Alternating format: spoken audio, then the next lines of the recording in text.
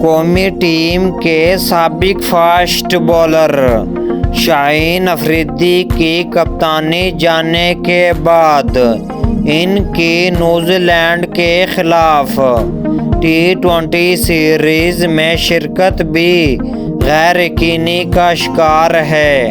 Pakistan cricket board PCB نے شاہین افریدی کی جگہ بابر اعظم کو کپتان بنانے پر کہا کہ شاہین افریدی کی بہترین کارکردگی کے لیے روٹیشن اور آرام کی اہمیت کو سمجھتے ہیں۔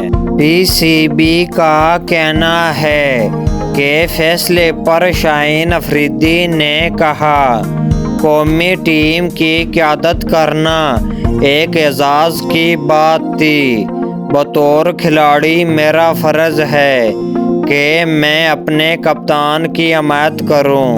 نیوزی لینڈ کے خلاف سیریز میں روٹیشن پالیسی کو اپنایا جائے گا تاکہ زیادہ سے زیادہ کھلاڑیوں کو آزمایا جا سکے اور خاص طور پر فاسٹ بولر کو آرام فراہم کیا جا سکے۔ فاسٹ بولر شاہین افریدی کو روٹیشن پالیسی کے تحت کھلایا جائے گا۔ شاہین افریدی سمیت کھلاڑیوں کو آرام کی غرض سے روٹیشن پالیسی پر اجلاس میں بات ہوگی۔ واضح رہے کہ رواں ماہ New Zealand cricket team 5 T20 میچوں کی سیریز کے لیے پاکستان پہنچ رہی ہے۔ سیریز کا آغاز 18 اپریل سے ہوگا۔